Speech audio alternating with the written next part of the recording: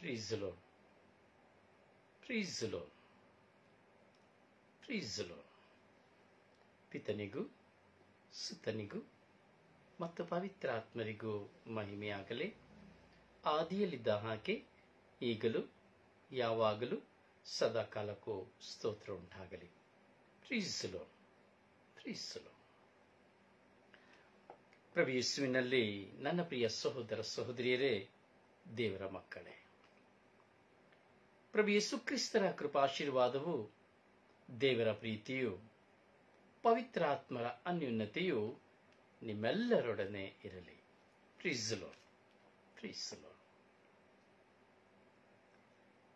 ಪ್ರೇರೆ ಮಧ್ಯಾಹ್ನ ಈ 3 ಗಂಟೆಯ ಸಮಯದಲ್ಲಿ ಸ್ವರ್ಗೀಯ ಮನ್ನ ಶುಶ್ರೂಷೆಯನ್ನ ನಾವು ಧ್ಯಾನಿಸುತ್ತಾ ಇದ್ದೇವೆ.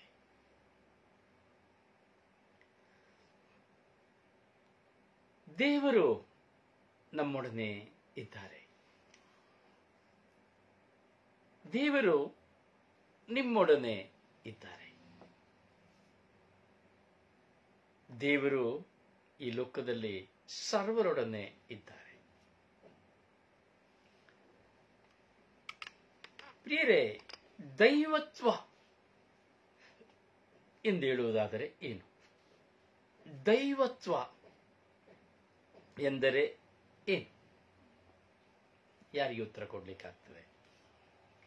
ನೇರವಾಗಿ ಉತ್ತರ ಕೊಡಿ, ಇಲ್ಲಾಂದ್ರೆ ಫೋನ್ನ ಮೂಲಕವಾಗಿ ಉತ್ತರ ಕೊಡಿ. ದೈವತ್ವ ಎಂದರೆ ಏನು?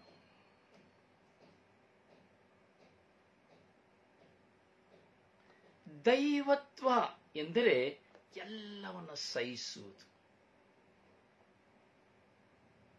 ದೈವತ್ವ ಅಂದರೆ ಎಲ್ಲವನ್ನ ಸಹಿಸುವುದು. ಅದೇನೇ ಆಗಿರಲಿ, ಕೌಟುಂಬಿಕವಾಗಿ, ಪ್ರಾಪಂಚಿಕವಾಗಿ, ದೈಹಿಕವಾಗಿ, ಮಾನಸಿಕವಾಗಿ, ಎಲ್ಲದರಲ್ಲಿಯೂ ಆಧ್ಯಾತ್ಮಿಕವಾಗಿ ಎಲ್ಲವನ್ನ ಸಹಿಸುವುದೇ ದೈವತ್ವ. ಇದನ್ನ ನಾನು ಬರೀ ಏನೋ ಒಂದು ಬಾಯಿಯಲ್ಲಿ ಬರುವಂತಹ ಮಾತು ಎಂಬುದಾಗಿ ಹೇಳ್ತಾ ಇಲ್ಲ, ಅನುಭವಗಳ ಮಾತು. ಹಲವಾರು ಭಕ್ತ ಸಂತರ ಜೀವಿತಗಳನ್ನ, ಪ್ರೇಷಿತ ರಕ್ತಸಾಕ್ಷಿ ಪ್ರವಾದಿಗಳ ಜೀವಿತಗಳನ್ನ ನಾವು ನೋಡಬಹುದು. ದೈವತ್ವ ಎಂದರೆ ಎಲ್ಲವನ್ನ ಸಹಿಸುವ ಸ್ವಭಾವ. ಈ ದೈವತ್ವವನ್ನು ನಾವು ಯಾವಾಗ ಪಡೆದುಕೊಳ್ಳುತ್ತೇವೆ? ಪ್ರೇರೆ, ಈ ದೈವತ್ವವನ್ನು ನಾವು ಕ್ಷಣಾರ್ಥದಲ್ಲಿ ಪಡೆದುಕೊಳ್ಳಿಕ್ಕೆ ಆಗುವುದಿಲ್ಲ. ಹಲವಾರು ಅನುಭವಗಳು ನಮಗೆ ಬೇಕು. ಹಲವಾರು ಸಹಿಷ್ಣುತೆಗಳನ್ನು ನಾವು ಸಹಿಸಿಕೊಳ್ಳಬೇಕು.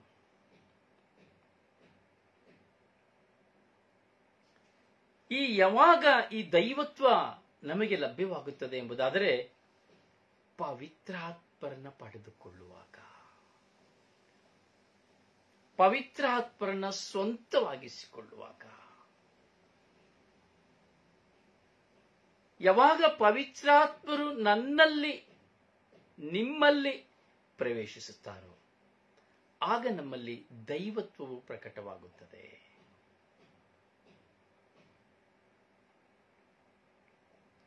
ಆಗ ನಾನು ಮತ್ತು ನೀವು ನೂತನ ಮನುಷ್ಯರಾಗಿ ಮಾರ್ಪಾಡಾಗುತ್ತೇವೆ. ನಮ್ಮ ಹಳೆಯ ಸ್ವಭಾವಗಳಿಂದ ಸತ್ತು ನಾವು ಹೊಸ ಸ್ವಭಾವಗಳಲ್ಲಿ ಜನಿಸುತ್ತೇವೆ. ಹೊಸದಾಗಿ ಹುಟ್ಟುತ್ತೇವೆ. ಯೇಸು ಸ್ವಾಮಿ ಹೇಳುತ್ತಾರೆ, ಹೊಸದಾಗಿ ಹುಟ್ಟದ ಹೊರತು ಯಾರು ಸ್ವರ್ಗ ರಾಜ್ಯವನ್ನು ಸೇರಲಾಗುವುದಿಲ್ಲ. ಆಗ ನಿಕೋದೇಮಸ್ ಹೇಳ್ತಾನೆ, ಹೇಗೆ ತಾಯಿಯ ಹೊಟ್ಟೆಯಲ್ಲಿ ಹೋಗಿ ಮತ್ತೆ ವಾಪಸ್ ಬರ್ಲಿಕ್ಕಾಗ್ತದ? ಇಲ್ಲ. ಪವಿತ್ರಾತ್ಮರೊಂದಿಗೆ ಹುಟ್ಟುವಾಗ, ಪವಿತ್ರಾತ್ಮರನ್ನ ನಾವು ಅನುಭವಿಸುವಾಗ, ಪವಿತ್ರಾತ್ಮರನ್ನ ನಾವು ಪಡೆದುಕೊಳ್ಳುವಾಗ ನಾವು ಹೊಸದಾಗಿ ಹುಟ್ಟುತ್ತೇವೆ. ಅಲ್ಲಿ ಎಲ್ಲವೂ ನಮಗೆ ಅರಿವಾಗುತ್ತದೆ. ಈ ಲೋಕ ಏನು, ಈ ಲೋಕದ ಜನತೆ ಏನು, ಎಲ್ಲವೂ ಗೊತ್ತಾಗ್ಬಿಡ್ತದೆ. ಕುಟುಂಬ ಜೀವಿತ ಅಂದ್ರೆ ಏನು, ಎಲ್ಲವೂ ಗೊತ್ತಾಗ್ಬಿಡ್ತದೆ. ಈ ದೈವತ್ವದ ಅನುಭವವನ್ನ ನಾವು ಅನುಭವಿಸ್ಲಿಕ್ಕೆ ನೋಡಿ, ಯೇಸು ಸ್ವಾಮಿ ಈ ಲೋಕದಲ್ಲಿ ಇದ್ರು. ರೂಪದಲ್ಲಿ ಅವರು ಮನುಷ್ಯರಾಗಿದ್ದರು, ಸ್ವಭಾವದಲ್ಲಿ ದೇವರಾಗಿದ್ದರು. ಅವರಲ್ಲಿ ದೈವತ್ವವಿತ್ತು. ಅದಕ್ಕೆ ಎಲ್ಲವನ್ನು ಸಹಿಸಿದರು. ಮಾತೆ ಮರಿಯಮ್ಮನವರು ಸಾಧಾರಣ ಒಂದು ಸ್ತ್ರೀಯಾಗಿ, ಯಹೂದಿ ಸ್ತ್ರೀಯಾಗಿದ್ದರು. ಏನೋ ಕ್ಷಣಾರ್ಥದಲ್ಲಿ ಗಾಬ್ರಿಯಲ್ ದೂತರು ಬಂದರು, ಒಂದು ಸಂದೇಶವನ್ನು ಕೊಟ್ಟರು, ನೀನೊಂದು ಮಗುವನ್ನು ಎರುವೆ ಎಂದು ಹೇಳಿದರು, ಹಲವಾರು ಪ್ರವಾದನೆಗಳನ್ನು ಹೇಳಿದರು, ನೀನು ಭಾಗ್ಯವಂತಳು ಎಂದು ಹೇಳಿದಳು, ದೈವಾನುಗ್ರಹ ಭರಿತಳು ಎಂಬುದಾಗಿ ಹೇಳಿದರು. ಏನೇನೋ ಹೇಳಿಬಿಟ್ರು. ಲೂಕನ ಶುಭ ಸಂದೇಶದಲ್ಲಿ ನಾವು ನೋಡ್ತೇವೆ. ಹೇಳಿ ಅವ್ರ ಪಾಡಿಗೆ ಅವ್ರು ಹೋಗ್ಬಿಟ್ರು ಗಾಬ್ರಿಯಲ್ ದೂತರು. ಮಾತೆ ಮರಿಯಮ್ಮನಿಗೆ ಏನೂ ಅರ್ಥವಾಗಲಿಲ್ಲ. ಇನ್ನು ಬಾಲಕಿ, 12 ವರ್ಷ ಪ್ರಾಯ. ಆ ತಾಯಿಗೆ ಏನು ಅರ್ಥವಾಗಿರಬಹುದು? ಯಹೂದ್ಯರ ಕಲಾಚಾರದ ಪ್ರಕಾರವಾಗಿ 12-13 ವರ್ಷಕ್ಕೆ ಮದುವೆಯಾಗಿ ಬಿಡ್ತಾ ಇತ್ತು. ಹೀಗೆ ಮಾತೆ ಮರಿಯಮ್ಮರನ್ನ ನಾವು ನೋಡ್ತೇವೆ. ಅವರ ಜೀವಿತದಲ್ಲಿ ಗಾಬ್ರಿಯಲ್ ದೂತರ ಆ ದರ್ಶನ, ಆ ಸಂದೇಶ ಅವರಿಗೇನು ಅರಿವಾಗಲಿಲ್ಲ. ಆದ್ರೆ ಒಂದೇ ಮಾತು ನುಡಿದರು, ಇಗೋ ದೇವರ ದಾಸಿ, ನಿಮ್ಮ ಚಿತ್ತದಂತೆ ಆಗಲಿ, ದೈವ ಚಿತ್ತದಂತೆ ಆಗಲಿ ಎಂಬುದಾಗಿ ತನ್ನನ್ನು ತಗ್ಗಿಸಿಕೊಂಡರು. ಆದರೆ ಮಾತೆ ಮರಿಯಮ್ಮರ ಜೀವಿತದಲ್ಲಿ ಬಂದಂತಹ ನೋವುಗಳು, ಭಾರಗಳು, ವೇದನೆಗಳು ಹೇಳುತ್ತಿರುವುದು. ಸಾಧಾರಣವಾಗಿ ಮಾತೆ ಮರಿಯಮ್ಮ ನೋಡಿ, ಚಿಕ್ಕ ಪ್ರಾಯದಲ್ಲಿಯೇ ಯೇಸುಸ್ವಾಮಿ ಬಾಲಕನಾಗಿರುವಾಗಲೇ ವಿಧವೆಯಾಗಿ ಹೋದರು. ಜೋಸೆಫರನ್ನ ಕಳೆದುಕೊಂಡ್ರು. ಅಲ್ಲಿಂದ ಅವರಿಗೆ ಸಮಸ್ಯೆಗಳು ಪ್ರಾರಂಭವಾಯಿತು. ಆದರೆ ನಿಜವಾಗಿಯೂ ಮಾತೆ ಮರಿಯಮ್ಮನವರಲ್ಲಿ ಹೋರಾಟಗಳು ಪ್ರಾರಂಭವಾಗಿದ್ದು ಯೇಸುಸ್ವಾಮಿಯ ಬಹಿರಂಗ ಜೀವನಕ್ಕೆ ಬರುವಾಗ. ಆ 3 ವರ್ಷಗಳ ಕಾಲ ಮಾತೆ ಮರಿಯಮ್ಮನವರು ಅನುಭವಿಸಿದಂತಹ ಯಾತನೆಗಳು ಹೇಳುತ್ತೀರದು. ತನ್ನ ಕಣ್ಣು ಮುಂದೆ ತನ್ನ ಮಗನನ್ನು ಚಿತ್ರಹಿಂಸೆಗೆ ಗುರಿಪಡಿಸಿ, ನ್ಯಾಯ ತೀರ್ಪಿಗೆ ಗುರಿಪಡಿಸಿ, ಅನ್ಯಾಯದ ತೀರ್ಪನ್ನು ಕೊಟ್ಟು, ತನ್ನ ಕಣ್ಮುಂದೆಯೇ ಕೊರಡೆಗಳಿಂದ ಹೊಡೆದು,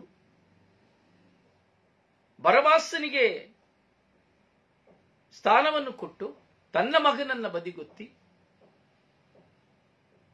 ಭಾರವಾದ ಶಿಲುಬೆಯನ್ನು ಹೊತ್ತು ಕಲ್ವಾರಿಯ ಬಡೆಗೆ ಸಾಗುವವರೆಗೂ, ಆ ಕಲ್ವಾರಿಯಲ್ಲಿ ಶಿಲುಬೆಯಲ್ಲಿ 3 ಮೊಳೆಗಳಲ್ಲಿ ತೂಗುವವರೆಗೂ ಆ ತಾಯಿ ಸಹನೆಯಿಂದಲೇ ಇದ್ದರು. ಸಹನೆಯಿಂದಲೇ ಇದ್ದರು. ಕಾರಣ, ಅವರಲ್ಲಿ ದೈವತ್ವವಿತ್ತು. ದೈವತ್ವ ಅವರನ್ನು ಮುನ್ನಡೆಸಿತು. ಹೀಗೆ ಎಲ್ಲವನ್ನ ಸಹಿಸಿಕೊಳ್ಳುವುದೇ ದೈವತ್ವ. ಏನು ಕಾರಣ? ಪವಿತ್ರಾತ್ಮರನ್ನ ಅವರು ಪಡೆದುಕೊಂಡಿದ್ರು. ಪವಿತ್ರಾತ್ಮರನ್ನ ಪಡೆದುಕೊಂಡ ಮೇಲೆಯೇ ಮಾತೆ ಮರಿಯಮ್ಮರು ಎಲ್ಲವನ್ನ ಸಹಿಸಲಿಕ್ಕೆ ಸಾಧ್ಯವಾಯಿತು. ಯೇಸುಸ್ವಾಮಿ ಪವಿತ್ರಾತ್ಮರೊಂದಿಗೆ ಇದ್ದ ಕಾರಣವೇ ಅವರು ಎಲ್ಲವನ್ನ, ಮರಣ ಯಾತನೆಯನ್ನು ಸಹಿಸಲಿಕ್ಕೆ ಸಾಧ್ಯವಾಯಿತು. ಪ್ರೇಷಿತರ ಜೀವಿತವನ್ನು ನಾವು ನೋಡುತ್ತೇವೆ. ಯೇಸುಸ್ವಾಮಿ ಬಿಟ್ಟು ಹೋದ ಬಳಿಕ, ಯೇಸುಸ್ವಾಮಿ ಮರಣದ ಬಳಿಕ, ಪುನರುತ್ಥಾನದ ಬಳಿಕ, ಸ್ವರ್ಗಾರೋಹಣದ ಬಳಿಕ ನಾವು ನೋಡುತ್ತೇವೆ ಬಹಿರಂಗ ಜೀವನಕ್ಕೆ ಪ್ರೇಷಿತರು ಬಂದರು. ಯೇಸುಸ್ವಾಮಿ ಸಾಯುವವರೆಗೂ ಬರಲಿಲ್ಲ ಬಹಿರಂಗ ಜೀವನಕ್ಕೆ ಪ್ರೇಷಿತರು. ಯೇಸುಸ್ವಾಮಿ ಪುನರುತ್ಥಾನವಾದರೂ ಸಹ ಬಹಿರಂಗ ಜೀವನಕ್ಕೆ ಬರಲಿಲ್ಲ ಪ್ರೇಷಿತರು. ಜೊತೆ ಇದ್ರು, ಎಲ್ಲ ಕಲಿತುಕೊಳ್ತಾ ಇದ್ರು ಅಷ್ಟೇನೆ. ಯೇಸುಸ್ವಾಮಿ ಸ್ವರ್ಗಾರೋಹಣವಾಗುವಾಗ ಉಸಿರೂದಿ, ತನ್ನ ಪವಿತ್ರಾತ್ಮ ಶಕ್ತಿಯನ್ನು ಉಸಿರೂದಿ ಅವರಿಗೆ ನವಚೈತನ್ಯವನ್ನು ಕೊಟ್ಟು, ನವಜೀವನವನ್ನು ಕೊಟ್ಟು, ದೈವತ್ವದ ಅನುಭವವನ್ನು ಕೊಟ್ಟು, ಯೇಸುಸ್ವಾಮಿ ಅವರಿಗೆ ಕಟ್ಟಳೆಯನ್ನು ಕೊಟ್ಟು, ಹೋಗಿರಿ, ಲೋಕದ ಕಟ್ಟ ಕಡೆಯವರೆಗೂ ಶುಭ ಸಂದೇಶವನ್ನು ಸಾರಿರಿ ಎಂಬುದಾಗಿಯೂ, ನೀವು ರೋಗಿಗಳ ಮೇಲೆ ಕೈ ಇಡುವಾಗ ಅವರು ಗುಣಹೊಂದುವರು ಎಂಬುದಾಗಿಯೂ, ದೆವ್ವಗಳನ್ನು ಬಿಡಿಸುವ ಶಕ್ತಿಯನ್ನು ಕೊಡುವಾಗಲೂ, ನೀವು ವಿಷ ಪದಾರ್ಥಗಳನ್ನು ತಿಂದರೂ ಸಹ, ವಿಷ ಪದಾರ್ಥಗಳನ್ನು ಕುಡಿದರೂ ಸಹ ನಿಮಗೆ ಏನಾಗೋದು ಎಂದು ಹೇಳಿದ ನಿಮಿತ್ತವಾಗಿ ಯೇಸುಸ್ವಾಮಿ ಸ್ವರ್ಗಾರೋಹಣವಾದರು. ಯೇಸುಸ್ವಾಮಿ ಸ್ವರ್ಗಾರೋಹಣರಾದ ಬಳಿಕವೇ ಪ್ರೇಷಿತರು ಬಹಿರಂಗ ಜೀವನಕ್ಕೆ ಬಂದರು. ಯಾವಾಗ ಪ್ರೇಷಿತರು ಬಹಿರಂಗ ಜೀವನಕ್ಕೆ ಬಂದರೋ ಆಗ ಪ್ರೇಷಿತರು ನೂತನ ಮನುಷ್ಯರಾದರು. ಅವರು ದೈವತ್ವವನ್ನ ಪಡೆದುಕೊಂಡರು, ಪವಿತ್ರಾತ್ಮರನ್ನ ಪಡೆದುಕೊಂಡರು. ಯಾವಾಗ ಉಸಿರುದಿ ಪವಿತ್ರಾತ್ಮರನ್ನ ಪಡೆದುಕೊಂಡರು ಆಗ ಅವರು ತಮ್ಮ ಮರಣದ ಶ್ರಮೆಯವರೆಗೂ 12 ಜನ ಪ್ರೇಷಿತರು ಸಹ ಅವರ ಮರಣ ಯಾತನೆಯ ಕೊನೆಯ ಕ್ಷಣಗಳನ್ನು ನೋಡ್ತೇವೆ. ಎಲ್ಲರೂ ರಕ್ತ ಸುರಿಸಿ ಸತ್ತವರೇ, ಎಲ್ಲರೂ ಎಲ್ಲರೂ ರಕ್ತಪಾತದಿಂದ ಸತ್ತವರು, ಹಿಂಸೆಗೆ ಒಳಗಾಗಿ ಸತ್ತವರು, ಶಿರಚ್ಛೇದನ ಮಾಡಲ್ಪಟ್ಟವರು, ಅಂಬುಗಳಿಂದ ಒಡೆಯಲ್ಪಟ್ಟವರು, ಎಣ್ಣೆ ಬಾಂಡಲಿಯಲ್ಲಿ ಹಾಕಿ ಫ್ರೈ ಮಾಡಲ್ಪಟ್ಟವರು, ಸಹಿಸಿದರು. ಮರಣವನ್ನು ಸಹ ಸಂಪೂರ್ಣವಾಗಿ ಸಹಿಸಿದರು. ತನ್ನ ಮರಣದಲ್ಲಿ ಅವರು ಸಂತೋಷವನ್ನು ಅನುಭವಿಸಿದರು. ಕಾರಣ ಅವರಲ್ಲಿ ದೈವತ್ವವಿತ್ತು. ನಾನು ಅದೇ ಪ್ರಾರಂಭದಿಂದ ಹೇಳ್ತಾ ಇದ್ದೇನೆ, ದೈವತ್ವ ಎಂದರೆ ಎಲ್ಲವನ್ನ ಸಹಿಸುವಂಥದ್ದು. ಸಂತರ ಜೀವನವನ್ನು ನಾವು ತೆಗೆದುಕೊಳ್ತೇವೆ. ಈ ಸಂತರ ಜೀವನ ಹುಟ್ಟುವಾಗ ಒಂದು ರೀತಿ ಇರ್ತದೆ, ಬೆಳೆದು ಬರುವಾಗ ಒಂದು ರೀತಿ ಇರ್ತದೆ, ಎಲ್ಲದಕ್ಕೂ ಒಂದು ಚಿಕ್ಕ ಚಿಕ್ಕ ಚಿಕ್ಕ ಚಿಕ್ಕ ಚಿಕ್ಕ ನಿದರ್ಶನವನ್ನು ಕೊಡ್ತಾರೆ. ಆದರೆ ಅವರು ಸಾಯುವ ದಿನಗಳು ಸ್ವಲ್ಪ ಕಾಲವಿರುವಾಗ ಅವರು ಸಹ ದೈವತ್ವವನ್ನು ಪಡೆದುಕೊಳ್ಳಲಿಕ್ಕೆ ಕಾರಣವಾಗಿ ನೋಡಿ, ಅಲ್ಫೋನ್ಸಮನ್ನು ನೋಡಬಹುದು, ಹೌದಲ್ಲ, ರೀಟಮ್ ಅನ್ನ ನಾವು ನೋಡಬಹುದು, ಫಾದರ್ ಪಿಯೋನ ನಾವು ನೋಡಬಹುದು, ಜಾನ್ ವಿಯಾನಿನ ನಾವು ನೋಡಬಹುದು, ಸಂತ ಅಂತೋನಿಯವ್ರನ್ನ ನಾವು ನೋಡಬಹುದು. ಅವರ ಜೀವಿತದಲ್ಲಿ ನೋಡಿ ಅಲ್ಲ, ಅವರೆಲ್ಲರೂ ಆ ಕೊನೆಯ ಗಳಿಗೆಗಳು ಬರುವಾಗ ಅವರು ದೈವತ್ವವನ್ನು ಪಡೆದುಕೊಂಡರು. ಅವರಲ್ಲಿ ಯಾತನೆಗಳನ್ನು ಅನುಭವಿಸಿದರು. ಕನ್ಯಾಶ್ರೀ ಮಠದಲ್ಲಿರುವಾಗ ಕನ್ಯಾಶ್ರೀಯರೇ ಅವರನ್ನು ಹಿಂಸೆ ಪಡಿಸುತ್ತಾ ಇದ್ದರು. ಯಾಜಕ ಮಠದಲ್ಲಿರುವಾಗ ಯಾಜಕರನ್ನು ಹಿಂಸೆ ಪಡಿಸುತ್ತಾ ಇದ್ದರು. ನೋಡಿ, ಅವರ ಮರಣದ ಸಮಯದಲ್ಲಿ ಅವರಿಗೆ ಕುಡಿಲಿಕ್ಕೆ ನೀರು ಸಹ ಕೊಡ್ಲಿಕ್ಕೆ ಇಲ್ಲದಂತಹ ಸಂದರ್ಭಗಳು. ಸಹಿಸಿದರು, ಕಾರಣ ದೈವತ್ವವು ಅವರಲ್ಲಿತ್ತು. ಈ ದೈವತ್ವವನ್ನು ನಾನು ಮತ್ತು ನೀವು ಸಹ ಪಡೆದುಕೊಳ್ಳಲು ಸಾಧ್ಯ.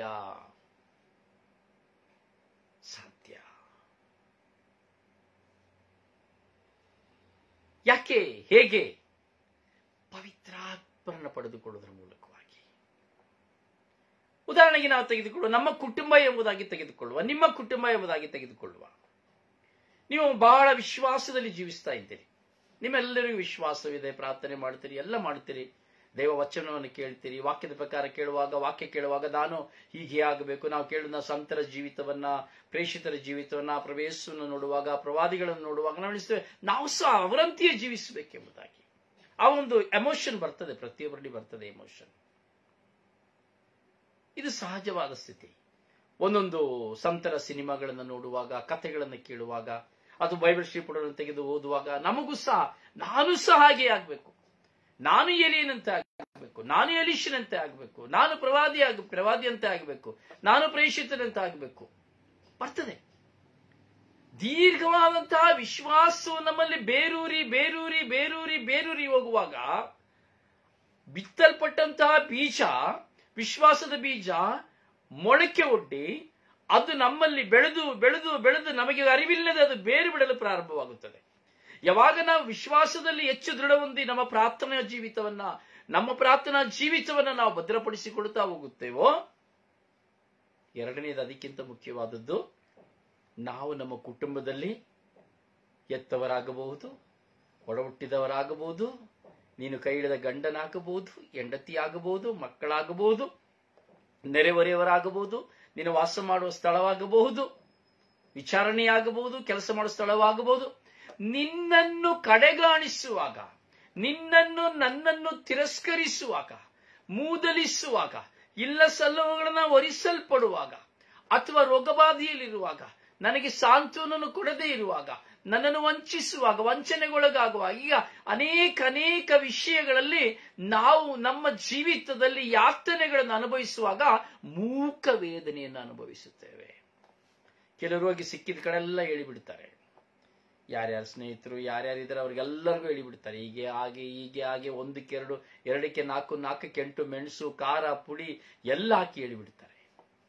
ಆದರೆ ನಿನ್ನಲ್ಲೇ ದೈವತ್ವವು ಅಂದ್ರೆ ನೂತನ ಮನುಷ್ಯ, ದೈವತ್ವ ಅಂದರೆ ಅದಕ್ಕೆ ಒಂದು ಪದ, ನೂತನ ವ್ಯಕ್ತಿ. ನಾನು ಮನುಷ್ಯನಾಗಿದ್ದೇನೆ, ಹೌದಲ್ಲ, ಮನುಷ್ಯನಾಗಿ ಜೀವಿಸ್ತಾ ಇದ್ದೇನೆ. ಆದರೆ ಯಾವಾಗ ನಾನು ಪವಿತ್ರಾತ್ಮರನ್ನು ಪಡೆದುಕೊಳ್ಳುತ್ತೇನೋ ಆಗ ನಾನು ನೂತನ ವ್ಯಕ್ತಿ ಆಗುತ್ತೇನೆ. ನನ್ನ ಎಲ್ಲವೂ ನನ್ನಿಂದ ಬದಲಾವಣೆ ಆಗುತ್ತದೆ, ಎಲ್ಲ ಬದಲಾವಣೆ ಆಗ್ತದೆ, ತಾನಾಗಿಯೇ ಬದಲಾವಣೆ ಆಗ್ತದೆ. ನನ್ನ ಪಾಪದ ಅರಿವು ನಮಗೆ ಆಗ್ತದೆ. ನಾವು ಏನು ಮಾಡುತ್ತಾ ಇದ್ದೇವೆ, ಒಳಿತು ಮಾಡುತ್ತಾ ಇದ್ದೇವ, ಕೆಡುಕು ಮಾಡುತ್ತಾ ಇದ್ದಾವ, ಇವೆಲ್ಲವೂ ನಮಗೆ ಅರಿವಾಗುತ್ತದೆ. ಹಾಗೆ ಅರಿವಾಗುವಾಗ ನಮ್ಮ ಮುಂದೆ ಬರುವಂತಹ ಯಾವುದೇ ಕಹಿ ಪಾತ್ರೆಗಳು ಸಹ, ಕಹಿಯಾದ ಜೀವನಗಳು ಸಹ ಏನಾಗುತ್ತದೆ, ನಮಗೆ ಅರಿವಾಗುತ್ತದೆ.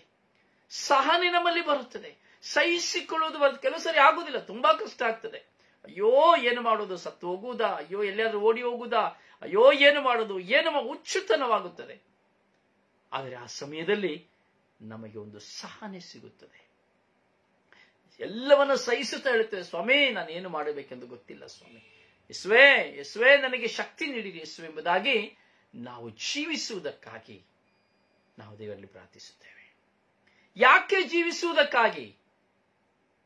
ಯಾಕೆ ಜಯಿಸುವುದಕ್ಕಾಗಿ ಅಲ್ಲ. ನಮ್ಮ ಮುಂದೆ ಬಂದಿರುವ ಕಷ್ಟಗಳು ಜಯಿಸುವುದಕ್ಕಾಗಿ ಅಲ್ಲ. ನಿಜವಾಗಿ ನನ್ನ ಸಹನೆ ಮೂಲಕವಾಗಿ, ನನ್ನೊಳಗಿರುವಂತಹ ದೈವತ್ವದ ಮೂಲಕವಾಗಿ ನಾನು ಸಹ ಸ್ವರ್ಗ ರಾಜ್ಯದಲ್ಲಿ ಪ್ರಭು ಯೇಸುವಿಗೆ ಯಾಜಕನಾಗಿಯೂ ಸರ್ವೇಶ್ವರ ಸ್ವಾಮಿಯನ್ನು ನಿತ್ಯವೂ ಆರಾಧಿಸುವ, ಸ್ತುತಿಸುವ ಯೋಗ್ಯ ದೂತನಾಗಿಯೂ ಮಾರ್ಪಾಡಾಗುವುದಕ್ಕಾಗಿ. Praise the Lord, praise the Lord, praise the Lord. ಹೌದು ಪ್ರಿಯರೇ, ನಾವು ಯೋಚಿಸಬೇಕು. ನಮ್ಮ ಜೀವಿತದಲ್ಲಿ ನಾವು ಪವಿತ್ರಾತ್ಮರು ಎಂಬುದಾಗಿ ಹೇಳುತ್ತೇವೆ. ಆದರೆ ಪವಿತ್ರಾತ್ಮರು ಬರುವಾಗ ತುಂಬಾ ಬದಲಾವಣೆಗಳು ಮನುಷ್ಯರಲ್ಲಿ ಪ್ರಾರಂಭವಾಗ್ತದೆ. ಅತಿಯಾಗಿ ಬದಲಾವಣೆಗಳು ಪ್ರಾರಂಭವಾಗ್ತದೆ. ನೀವು ಪರೀಕ್ಷೆ ಮಾಡಿ ನೋಡಿ, ನಿಮ್ಮಲ್ಲಿ ಪವಿತ್ರಾತ್ಮರು ಅನುಭವ ಆಗ್ತಾ ಇದೆ, ನಿಮ್ಮಲ್ಲಿ ದೈವತ್ವವಿದೆ ಅಂದ್ರೆ ಅಲ್ಲಿ ನೋಡಿ ನಿಮಗೆ ಮಾನವೀಯತೆ ಬರ್ತದೆ, ಕ್ಷಮಿಸುವ ಹೃದಯ ಬರ್ತದೆ, ಪ್ರೀತಿಸುವ ಹೃದಯ ಬರ್ತದೆ, ಸಹಿಸುವ ಹೃದಯ ಬರ್ತದೆ. ಯಾರ ಬಗ್ಗೆ ಕೆಟ್ಟದಾಗಿ ಮಾತನಾಡಲಿಕ್ಕೆ ಆಗುದಿಲ್ಲ, ಯಾರಿಗೆ ತೀರ್ಪು ಕೊಡ್ಲಿಕ್ಕೆ ಆಗುದಿಲ್ಲ, ಯಾರನ್ನ ದೂಷಣೆ ಮಾಡ್ಲಿಕ್ಕೆ ಆಗುದಿಲ್ಲ, ಯಾರ ಬಗ್ಗೆ ಕೆಟ್ಟದು ಮಾತಾಡ್ಲಿಕ್ಕೆ ಆಗುದಿಲ್ಲ, ಹೊಲಸು ಮಾತುಗಳನ್ನ ಮಾತನಾಡಲಿಕ್ಕೆ ಆಗುದಿಲ್ಲ, ಶಪಿಸುವುದಕ್ಕೆ ಆಗುವುದಿಲ್ಲ, ಅಥವಾ ಮತ್ತೊಬ್ಬರ ಆಸ್ತಿ ಪಾಸ್ತಿಗಳನ್ನು ಕೊಳ್ಳೆ ಹೊಡೆಯುವುದಕ್ಕೆ ಆಗುವುದಿಲ್ಲ. ಗುರು ಹಿರಿಯರ ಗೌರವ, ಹೀಗೆ ಕುಟುಂಬದಲ್ಲಿ ಒಂದು ಸನ್ಮಾರ್ಗಿಯಾಗಿ, ಕುಟುಂಬದಲ್ಲಿ ಒಂದು ಸನ್ಮಾರ್ಗ, ನಮ್ಮ ಎಲ್ಲ ನಡೆನುಡಿಗಳಲ್ಲಿ ಒಂದು ಆಕರ್ಷಣೆ, ನಮ್ಮ ಪ್ರಾರ್ಥನಾ ಜೀವಿತದಲ್ಲಿ ಬದಲಾವಣೆ, ನಮ್ಮ ಪ್ರಾರ್ಥನೆಯ ಸಮಯದಲ್ಲಿ ಬದಲಾವಣೆ, ಹಾಗೂ ಸದಾಕಾಲ ನಮ್ಮ ಮನಸ್ಸಿನಲ್ಲಿ ಮಿಡಿಯುವ ದೇವರ ಸ್ತುತಿಗಳು, ಸದಾ ದೇವರ ವಾಕ್ಯಕ್ಕಾಗಿ ಹಂಬಲಿಸುವಂತಹ ದಾಹ, ಸದಾ ದೇವರೊಂದಿಗೆ ಜೀವಿಸಬೇಕೆಂಬಂತಹ ದಾಹ, ಕೆಲವು ಸಾರಿ ಯೇಸುವಾಗಿಯೇ ನಾನು ಜೀವಿಸಬೇಕೆಂಬ ದಾಹ, ನಾನು ಅದ್ಭುತಗಳನ್ನು ಮಾಡಬೇಕೆಂಬ ದಾಹ, ನಾನು ಶುಭ ಸಂದೇಶವನ್ನು ಸಾರಬೇಕೆಂಬ ದಾಹ, ಪರರಿಗಾಗಿ ನಾನು ಮಂಡಿ ಊರಬೇಕೆಂಬ ದಾಹ, ಹೀಗೆ ಅನೇಕ ಅನೇಕ ಅನೇಕ ಚಿಂತನೆಗಳು ನಿಮ್ಮಲ್ಲಿ ಮೂಡಿ ಬರ್ತದೆ. ನಾವೇನೇ ಮಾಡಬೇಕಾದ್ರೂ ತಪ್ಪು ಮಾಡ್ಬೇಕಾದ್ರೆ ಅಲ್ಲಿ ಹೇಳ್ತದೆ, ನೀನ್ ತಪ್ಪು ಮಾಡಬೇಡ, ನಮ್ಮನ್ನ ಸತ್ಯದ ಪಥಕ್ಕೆ ಕರೆದುಕೊಂಡು ಹೋಗ್ತದೆ. ಅದಕ್ಕೆ ಹೇಳುದು, ಪವಿತ್ರಾತ್ಮರು ನಿನ್ನಲ್ಲಿ ಬರುವಾಗ ಅವರು ನಿನ್ನನ್ನು ಸಮಗ್ರ ಸತ್ಯದಡಿಗೆ ಕರೆದುಕೊಂಡು ಹೋಗುವರು. ಈ ಒಂದು ವಚನವನ್ನು ನಾವು 1 ತಿಂಗಳು ಶುಭ ಸಂದೇಶವನ್ನು ಕೊಡ್ಲಿಕ್ಕೆ ಸಾಧ್ಯ. ಈ ಒಂದೇ ಒಂದು ವಚನವನ್ನ 1 ತಿಂಗಳು ಶುಶ್ರೂಷೆ ಕೊಡ್ಲಿಕ್ಕೆ ಸಾಧ್ಯ. ಹೀಗೆ ಪವಿತ್ರಾತ್ಮರು ಅಂದ್ರೆ ಸುಮ್ಮನೆ ಅಲ್ಲ.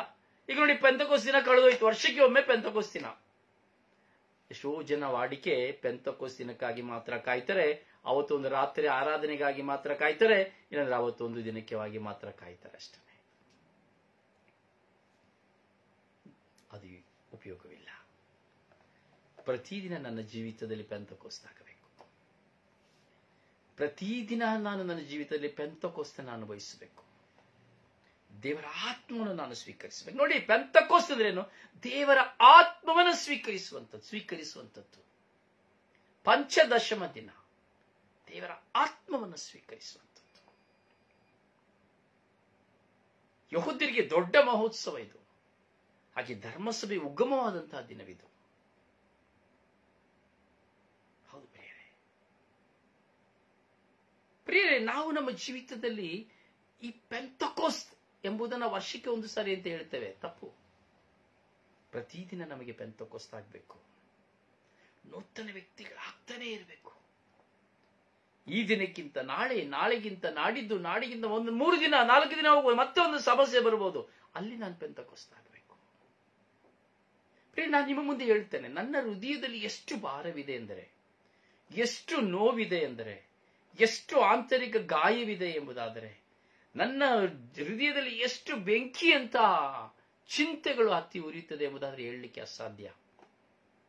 ಆದರೂ ನಿಮ್ಮ ಮುಂದೆ ಕುಳಿತುಕೊಂಡು ನಾನು ಶುಭ ಸಂದೇಶವನ್ನು ಸಾರುತ್ತಾ ಇದ್ದೇನೆ ಅಂದರೆ ಒಂದು ಪೆಂತಕೋಸ್ಟ್.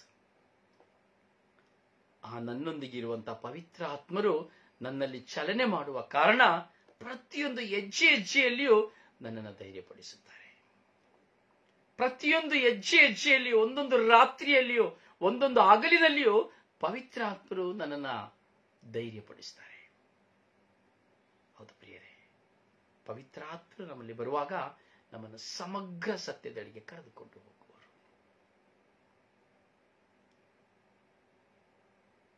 ಪ್ರಿಯರೇ, ನಮ್ಮ ಜೀವಿತದಲ್ಲಿ ನಾವು ಎಷ್ಟೋ ಅನುಭವಗಳನ್ನು ಪಡೆಯುತ್ತೇವೆ. ಪರೀಕ್ಷೆ ಬರೆಯುತ್ತೇವೆ ಪಾಸ್ ಆಗ್ಲಿಕ್ಕಾಗಿ. 1 ವರ್ಷ ಎಲ್ಲ ಶ್ರಮಿಸಬೇಕು, ಪರೀಕ್ಷೆ ಬರೆದು ರಿಸಲ್ಟ್ ಬರಬೇಕು ಅಂದ್ರೆ. ಪಾಸ್ ಆದ್ರೆ ಸಂತೋಷ, ಫೇಲ್ ಆದ್ರೆ ದುಃಖ. ಅದರಲ್ಲಿ ನಂಬರ್ ಪಾಸ್ ಆದ್ರೂ ಸಹ ನಂಬರ್ ಕಡಿಮೆ ಆದ್ರೆ ಅದರಲ್ಲಿ ಇನ್ನೂ ದುಃಖ. ನೋಡಿ, ಒಂದು ನಂಬರ್ ಕಡಿಮೆ ಆದ್ರೂ ಸಹ ಎಷ್ಟೋ ಜನ ಆತ್ಮಹತ್ಯೆ ಮಾಡ್ಕೊಳ್ತಾರೆ, ಫೇಲ್ ಆದ್ರೂ ಸಹ ಆತ್ಮಹತ್ಯೆ ಮಾಡ್ಕೊಳ್ತಾರೆ. ಜೀವಿತದಲ್ಲಿ ಒಂದು ದೊಡ್ಡ ಆಘಾತ ಬರುವಾಗ ಆತ್ಮಹತ್ಯೆ ಮಾಡ್ಕೊಳ್ತಾರೆ. ಕುಟುಂಬದಲ್ಲಿ ಗಲಭೆ ಬರುವಾಗ ಆತ್ಮಹತ್ಯೆ ಮಾಡ್ಕೊಳ್ತಾರೆ. ಏನೇನೋ ತೀರ್ಮಾನಗಳನ್ನು ತೆಗೆದುಕೊಂಡು ಬಿಡ್ತಾರೆ. ಅದು ನನ್ನ ಮತ್ತು ನಿನ್ನ ಜೀವಿತದಲ್ಲಿ, ಮನುಷ್ಯ ಜೀವಿತದಲ್ಲಿ ಸಹಜವಾದದ್ದು. ಆದ್ರೆ ಅವುಗಳನ್ನು ಜಯಿಸಬೇಕು. ಯಾರು ಜಯಿಸಲಿಕ್ಕೆ ಸಾಧ್ಯ? ದೈವತ್ವದೊಂದಿಗೆ ದೇವರ ಆತ್ಮವನ್ನು ಪಡೆದು ಸಕಲವನ್ನು ಸಹಿಸುತ್ತಾ ಕ್ರಿಸ್ತನಿಗಾಗಿ ನಾನು ಜೀವಿಸಬೇಕು, ಕ್ರಿಸ್ತನಾಗಿಯೇ ಜೀವಿಸಬೇಕು ಎಂಬುವಂತಹ ದಾಹದಿಂದ, ಭಾರದಿಂದ ಇರುವವನಿಗೆ ಮಾತ್ರವೇ ಸಾಧ್ಯ ಹೊರತು ಬೇರೆ ಯಾರಿಗೂ ಸಾಧ್ಯವಿಲ್ಲ. ಪವಿತ್ರಾತ್ಮರು ಅಂದರೆ ಜನರಿಗೆ ಗೊತ್ತಿಲ್ಲ.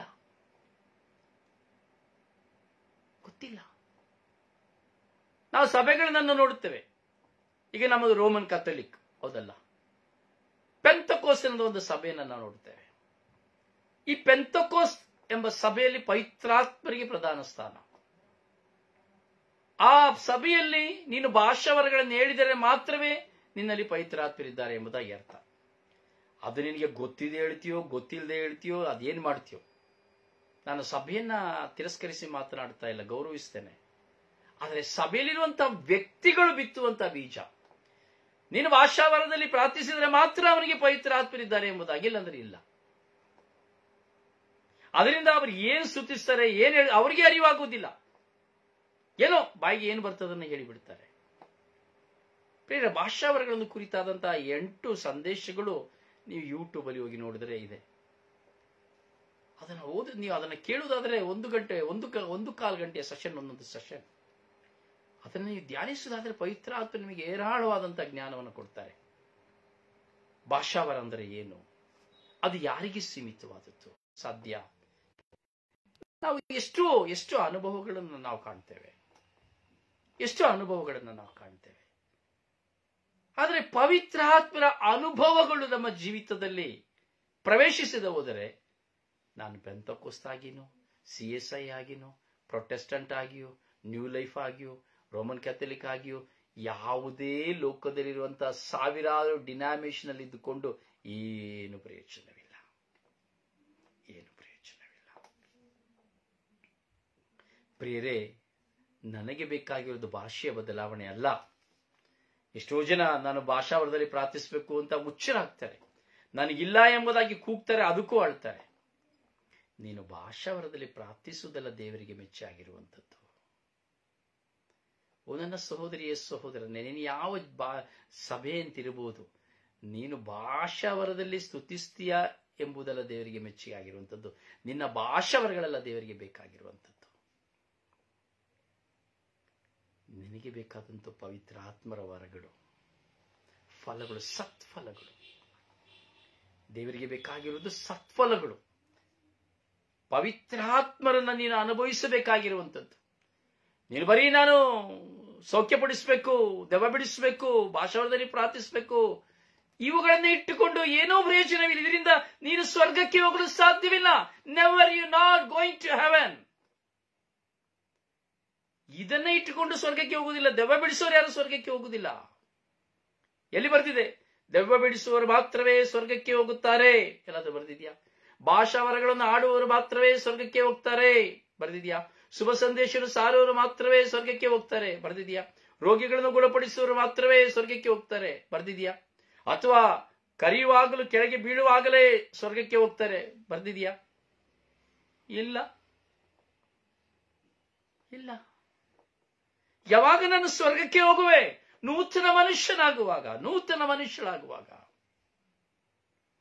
ನೋಡಿ, ಕೆಲವರನ್ನ ನಾವು ನೋಡುತ್ತೇವೆ,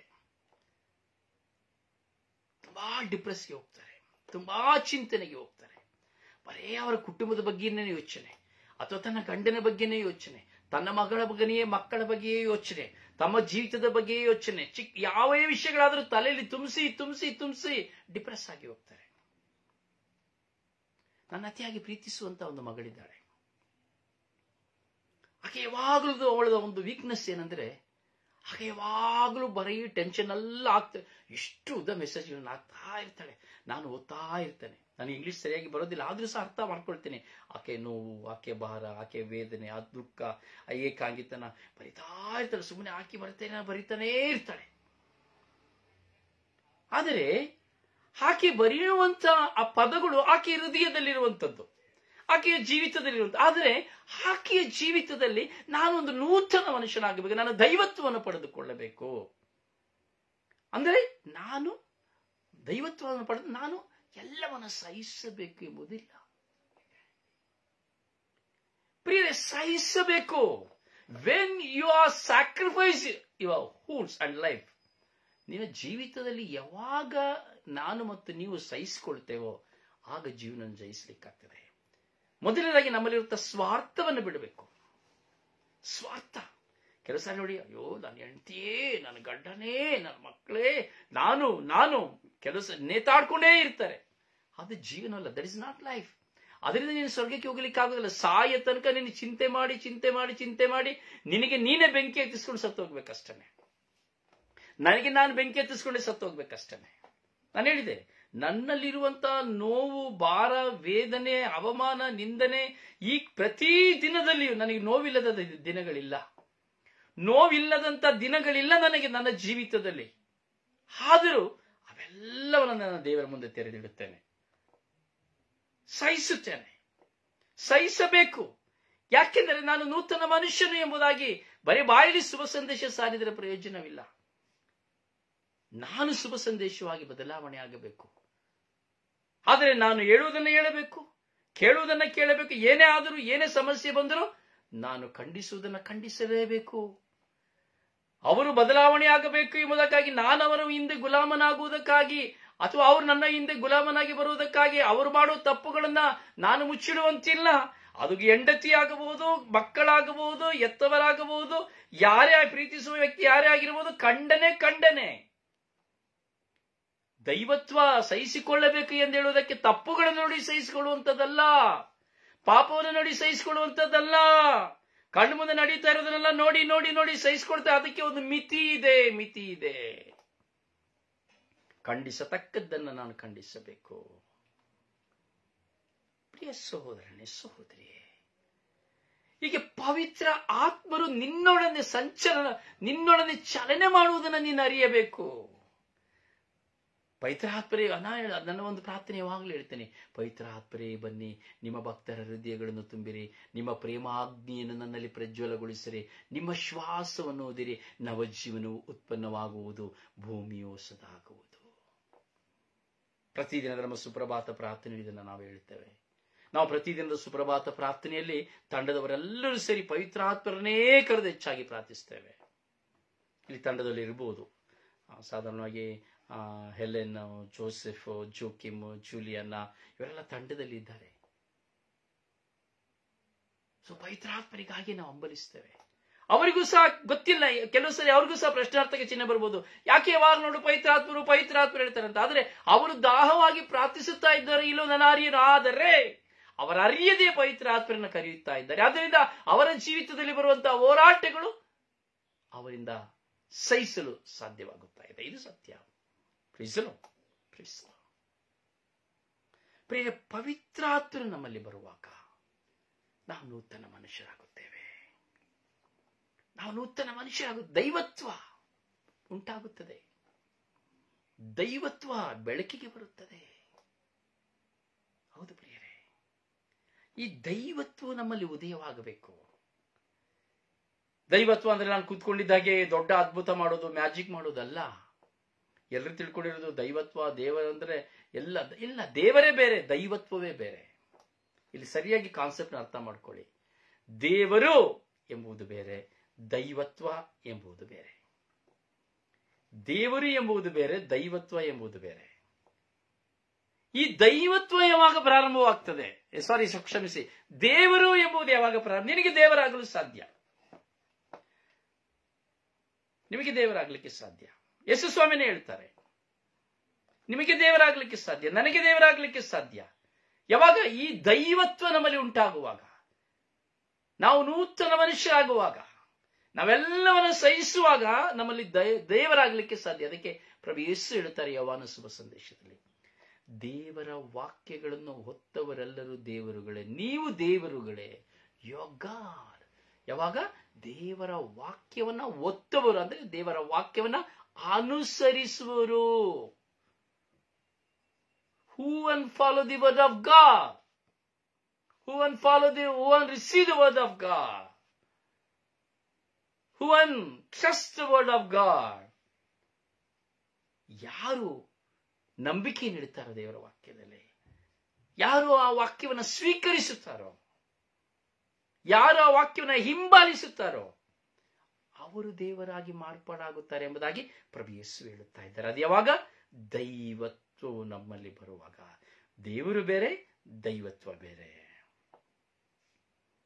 ಅರ್ಥ ಆಯ್ತಲ್ಲ? ಸೊ ದೈವತ್ವ ಅಂದರೆ ದೇವರನ್ನ ಹೋಲುವ ಸ್ವಭಾವಕ್ಕೆ ದೈವತ್ವ ಎಂಬುದಾಗಿ ಅರ್ಥ. ಕೆಲವರು ತಿಳ್ಕೊಂಡಿರ್ಬೋದು, ಇದು ಹೇಗೆ ದೈವತ್ವ, ಹೇಗೆ ಹೇಗೆ ಇಲ್ಲ. ದೇವರನ್ನ ಅರಿತುಕೊಳ್ಳುವಂಥದ್ದು ದೈವ, ಅರಿತುಕೊಂಡ ಮೇಲೆ ಜೀವಿಸುವಂಥದ್ದು. ದೇವರ ಸ್ವಭಾವಗಳು, ದೇವರ ಕಟ್ಟಳೆಗಳು, ದೇವರ ವಾಕ್ಯಗಳು. ನೋಡಿ, ಪವಿತ್ರಾತ್ಮ ನಮ್ಮಲ್ಲಿ ಬಂದ ಮೇಲೆ ನಿಮಗೆ ದೇವರ ಕಟ್ಟಳೆಗಳು ಬೇಕಾಗಿಲ್ಲ. ದೈವ ವಚನವನ್ನು ಸರಿಯಾಗಿ ಓದಿ ಗೊತ್ತಾಗ್ತದೆ. ಯಾವ ಮೋಶೆಯ 10 ಕಟ್ಟಳೆಗಳು ನಮಗೆ ಬೇಕಾಗಿಲ್ಲ. ಯಾವಾಗ ನಮ್ಮಲ್ಲಿ ದೈವತ್ವ ಬರುತ್ತದೋ, ಯಾವಾಗ ನಾವು ನೂತನ ವ್ಯಕ್ತಿಗಳಾಗುತ್ತೇವೋ, ಯಾವಾಗ ಪವಿತ್ರಾತ್ಮ ನಾವು ಪಡೆದುಕೊಂಡು ಬಿಡ್ತೇವೋ, ಆಗ ನಮಗೆ ಮೋಶೆಯ ಕಟ್ಟಳೆ ಬೇಕಾಗಿಲ್ಲ. ನಾವು ಮೋಶೆಯ ಕಟ್ಟಳೆ ಹಿಂಬಾಲಿಸಬೇಕಾಗಿಲ್ಲ. ಯಾಕೆಂದ್ರೆ ಎಲ್ಲವೂ ಈ ದೈವತ್ವದಲ್ಲಿ ಅಡಕವಾಗಿದೆ. Praise the Lord, praise the Lord, praise the Lord. ಹೌದು ಪ್ರಿಯ ಸಹೋದರನೇ, ಸಹೋದರಿಯೇ,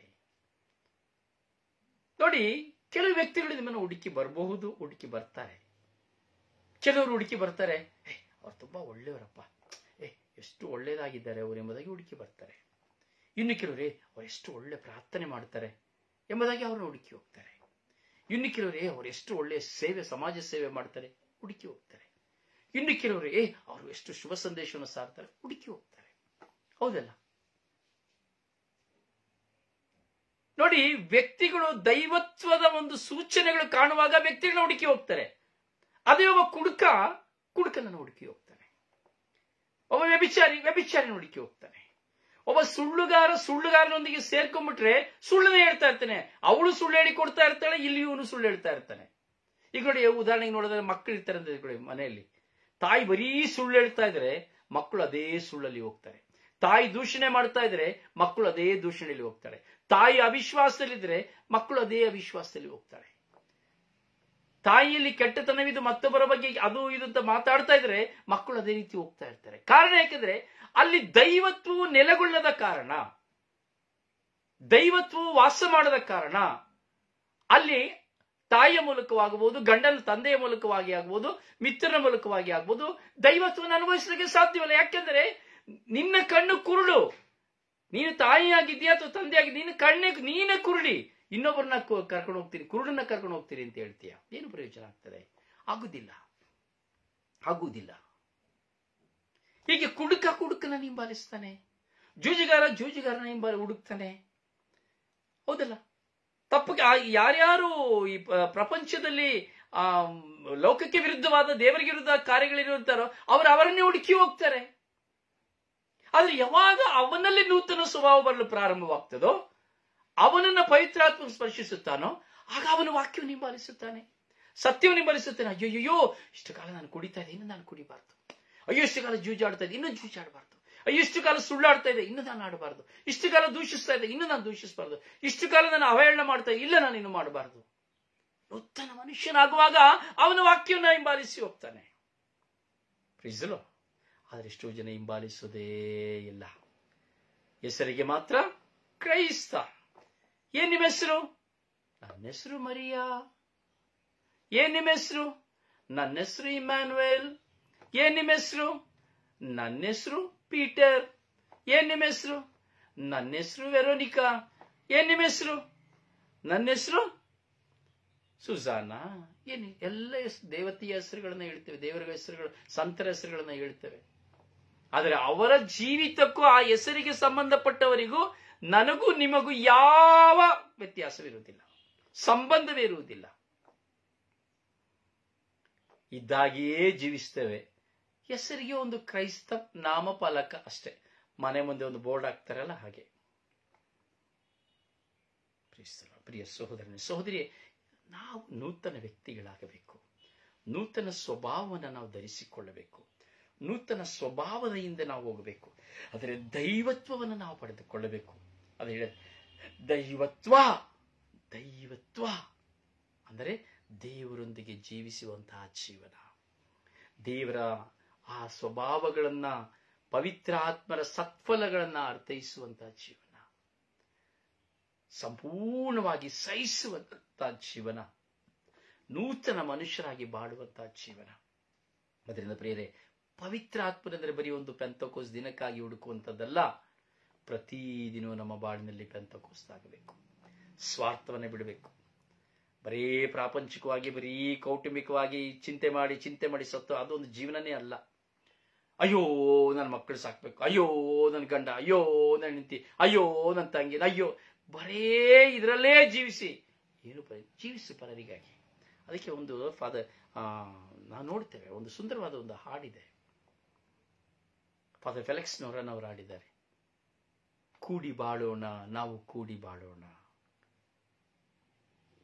ಸ್ವಾರ್ಥವ ತೊರೆಯುತ್ತಾ ಹೋಗೋಣ, ಕೂಡಿ ಬಾಳೋಣ.